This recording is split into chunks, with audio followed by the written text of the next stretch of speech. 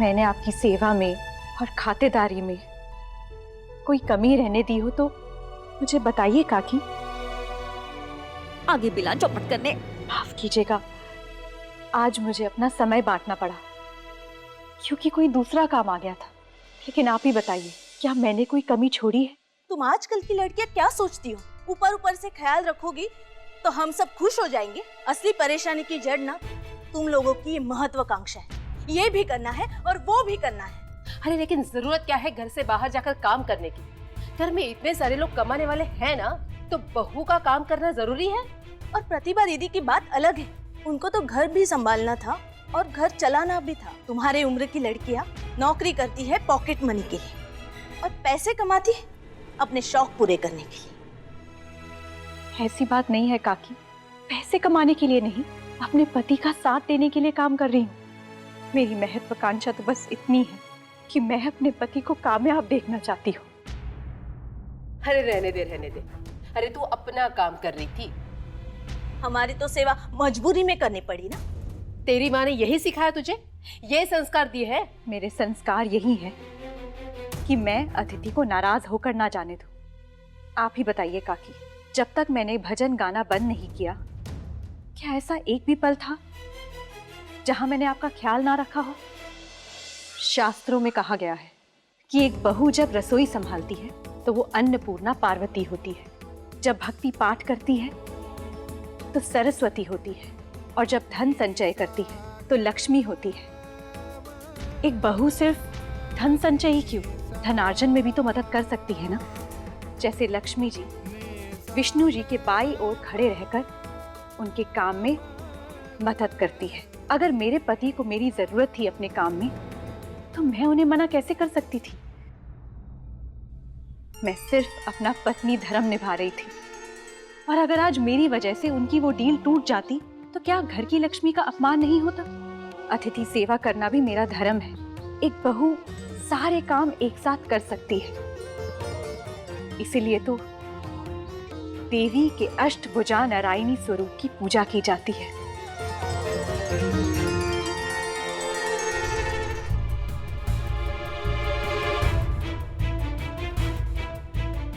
ये तो पलट भी गई। तनु, आज तेरी बहू ने जो कुछ भी कहा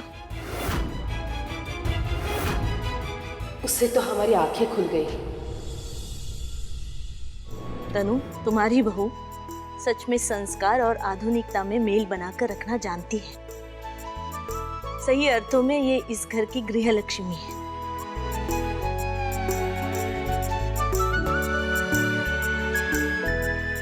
मैं इतनी देर से तुम दोनों की बातें चुपचाप सुनती रही। मुझे पता था कि हमारी बहू सही है, पर मैंने इसकी तरफदारी नहीं की, क्योंकि मुझे मालूम था कि हमारी बहू अपने दम पर न सिर्फ तुम दोनों का दिल जीतेगी, बल्कि थारी सोच भी बदल देवेगी। सदा सुखी रहो बेटी। खुश रहो।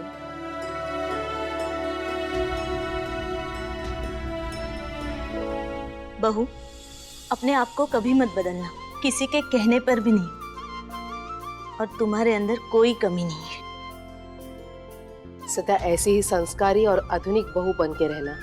सच में भगवान ने तुम्हें कुछ अलग ही मिट्टी से बनाया है। चलते हैं।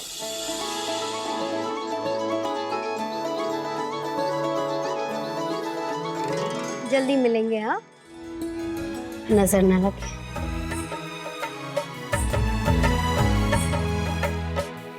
अब ऐसा क्या कर दिया विधि ने जो दीदी सा इतना लाड़ दिखा रही है? अरे भाभी, आइए ना। जी जी दीदी सा। जरा देर पहले आ जाती तो फिर देखती आप कि कैसे थारी बहू ने हमारी उन सहेलियों की सोच बदल दी जिनके विचार पत्थर की लकीर माने जाते थे।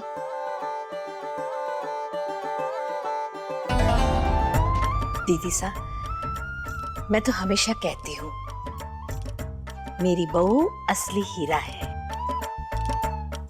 बिल्कुल सही। चलो तो फिर अब इसी खुशी में मैं थारी बहू को चाट खिलाने ले जा रही हूँ।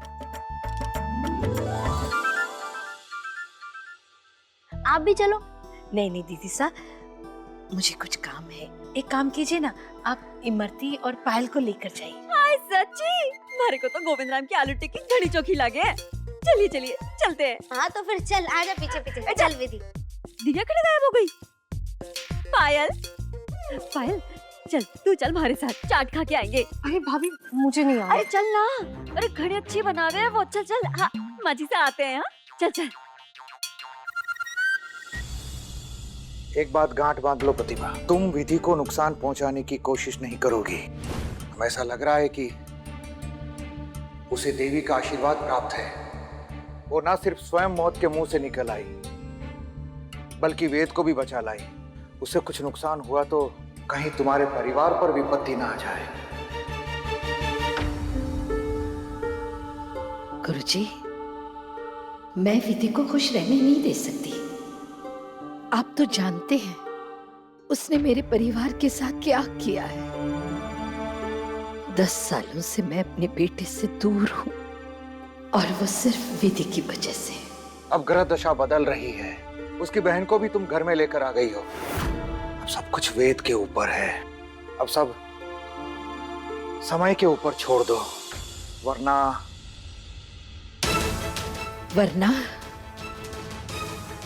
वरना क्या गुरुजी? आप क्या बोलना चाह रहे थे? आप रुक क्यों गए? वरना तुम्हारे बरसों की मेहनत पर संकट आ सकता है। तुम बहुत बड़ी मुश्किल में फंस सकती हो, और उस भंवर से तुम्हें सिर्फ वेद ही निकालेगा। याद रखना प्रतिभा, कुछ भी हो जाए वेद को नाराज मत करना, क्योंकि वेद का तुम्हारी तरफ रहना आवश्यक है। विधि जिस तरह से सबका दिल जीत रही है, उसे वेद से दूर करूंगी तो वेद जरूर टूट जाएगा। और गुरुजी ने कहा है कि वेद को नाराज नहीं करना है, इसलिए वेद को पहले पायल की ओर करना होगा।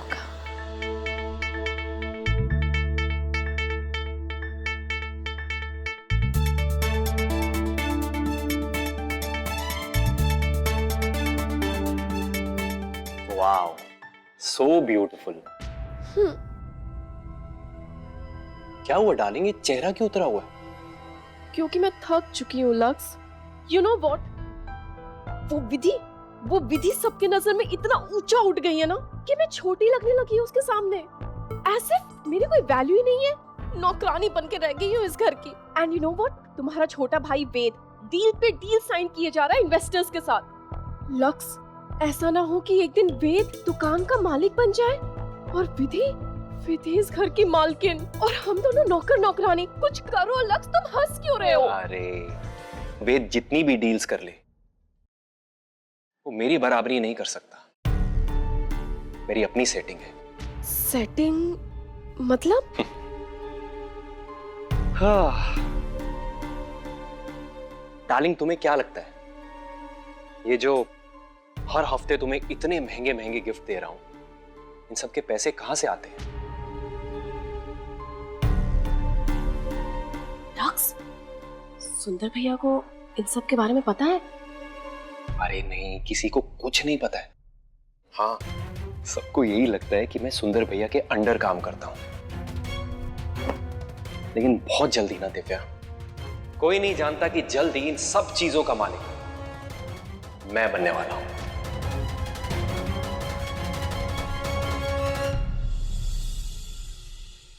लक्स, सच्ची? Oh Laks, I love you so much। Laks, तुम्हें आइडिया नहीं है कि तुमने आज मुझे कितनी बड़ी खुशी दी है। तुमने मेरा दिल खुश कर दिया। अरे शांत हो जाओ प्लीज, शांत हो जाओ। और एक और बात, जो भी गहने मैंने तुम्हें लाके दिए हैं ना, ये इमरती भाभी और विधि के सामने पहन के मत चली जाना। खामखा सुंदर भैया और वेद मुझ पे शक करेंगे, मुझ पे नजर रखने लगेंगे। Lux, don't worry. You know what, मेरे लेफ्ट हैंड को पता नहीं होगा कि मेरे राइट हैंड में कौन से गहने हैं। बस एक बार तुम इस घर के मालिक बन जाओ, फिर मैं नौकरानी बनाऊंगी उस लंगड़ी विधि और इमरती भाभी को। बड़ी सियानी बनती है ना वो। पता है दिव्या, बहुत जल्दी तुम्हारा ये ड्रीम मैं पूरा करने वाला हूं, और मैं कुछ ऐसा करने वाला हूं कि हमें कुछ भी छिपाने की जरूरत नहीं पड़ेगी।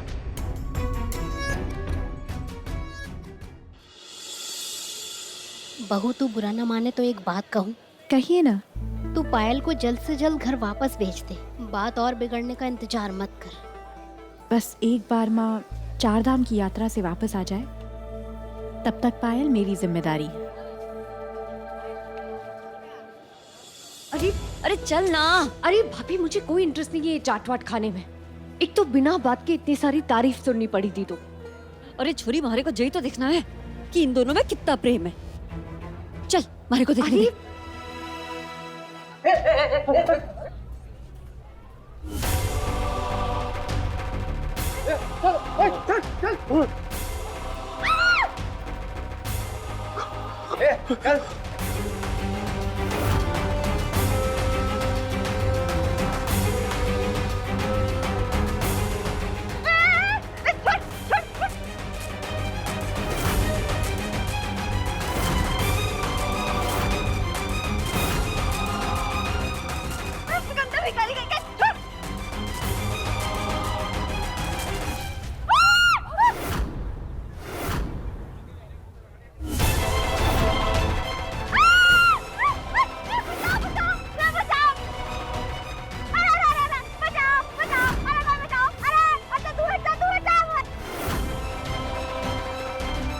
ये क्या कर रहे हो?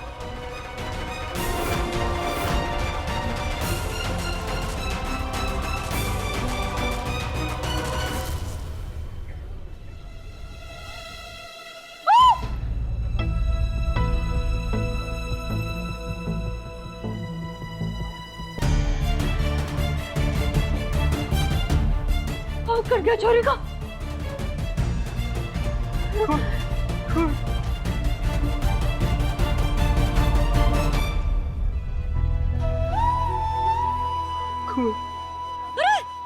क्या हुआ बाबा? आप सबके पीछे ऐसे भाग क्यों रहे थे?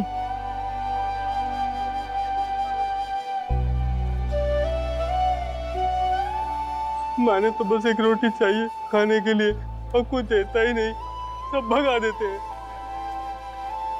आइए बैठिए इधर।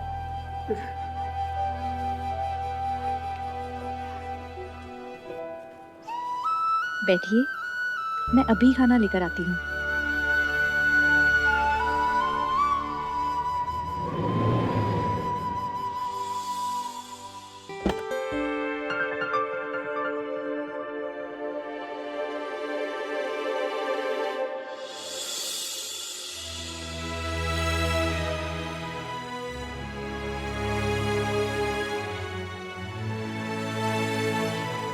ये लीजिए, खाना खा लीजिए। मारी औलाद ने माने खानो कौन दियो, उल्टा घर से निकाल दियो। तारे से तो कोई पहचान को नहीं, फिर भी तूने खाने दियो। तो देवी है देवी।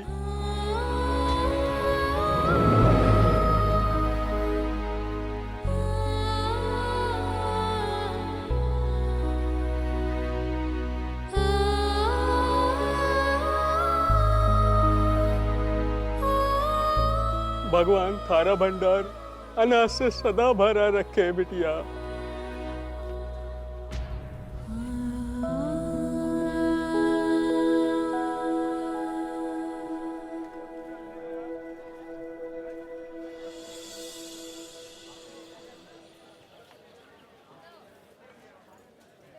बहू, तू केवल घर की लक्ष्मी और सरस्वती नहीं, बल्कि हमारे लिए दुर्गा भी है और अन्नपूर्णा पार्वती भी।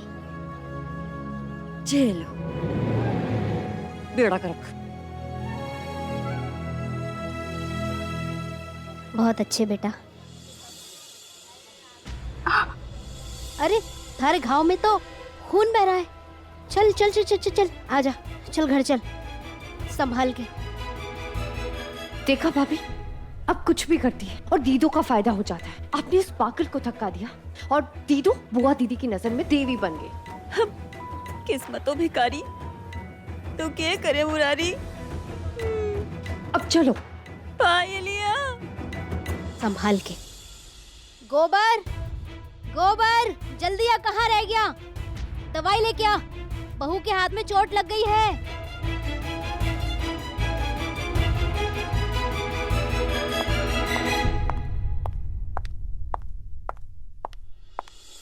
पायल सुनो, क्या हुआ?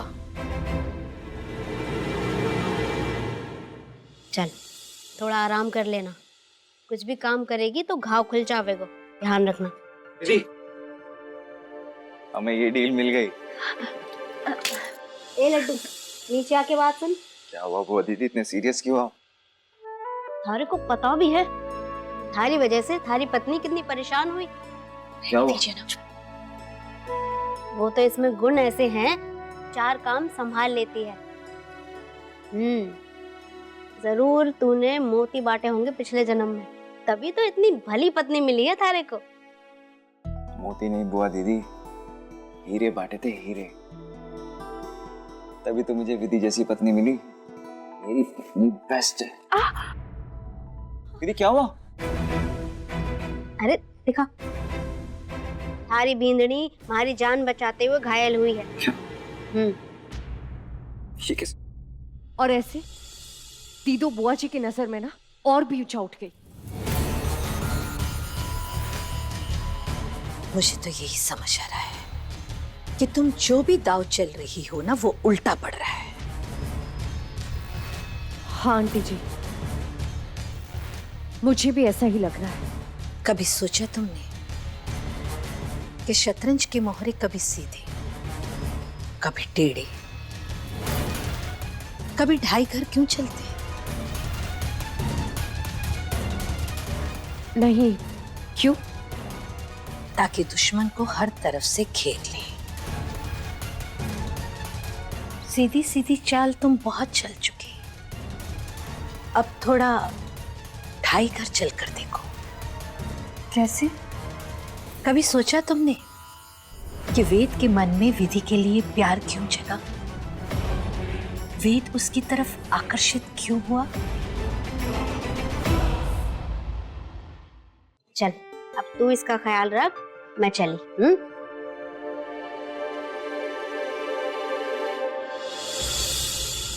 ये कैसे हुआ? बोलो ना विधि, कैसे हुआ? मार्केट गए थे, वहां पर चाट खाने एक बुजुर्ग आदमी भूख से काफी परेशान थे। अचानक उन्होंने चाकू निकाला और ये क्या कर रहे हो?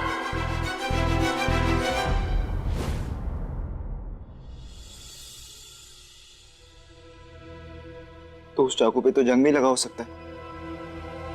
तुम्हें टेटनस का इंजेक्शन लगवाना होगा। तुम चलो मेरे साथ हॉस्पिटल चलो। इंजेक्शन? नहीं नहीं, मुझे इंजेक्शन से बहुत डर लगता है, मैं कहीं नहीं जा रही। क्या डर लगता है? वो पागल के हाथ में चाकू था, उसके सामने आ गई तब डर नहीं लगा? वो पागल नहीं थे, बस भूख से परेशान थे। बहुत अजीब हो तुम। चलो अब। मजाक उड़ा रहे हैं आप मेरा? तुम्हें जो समझना है समझो, जाना तो पड़ेगा, ऐसे नहीं तो वैसे। तुम खुद चलोगी या मैं तुम्हें ले चलूं? क्या? कैसे? गोदी में उठा के ले चलो। चलो। ये तो ब्लैकमेल है ना। ब्लैक व्हाइट मेल फीमेल, तुम्हें जो समझना है समझो, जाना तो पड़ेगा विधि। कम ऑन विधि, इतनी स्ट्रांग हो तुम। छोटे छोटे इंजेक्शन लगाऊंगा बस। चलो।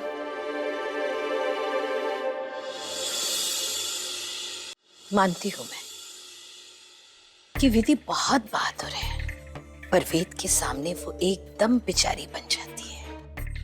इसी बात पर वेद का मन पिघल गया।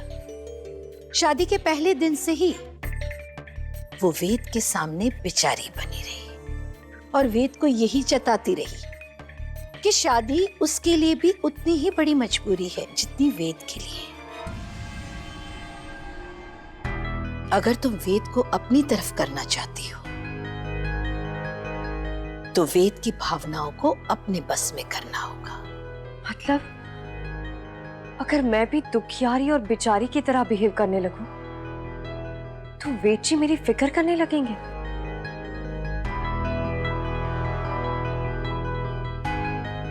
कोशिश कर कर देख सकती हो। वैसे भी वेद से तर्क करके या बहस करके तुम नहीं जीत सकी। वेद के मन में अपने लिए दया जगाकर देखने में क्या हर्ज है? वैसे भी तुम्हारे लिए ये आखिरी मौका होगा वेद को पाने का। तुम्हारी मां के आ जाते ही तुम्हें वापस घर भेज दिया जाएगा, फिर तुम कुछ नहीं कर पाओगी।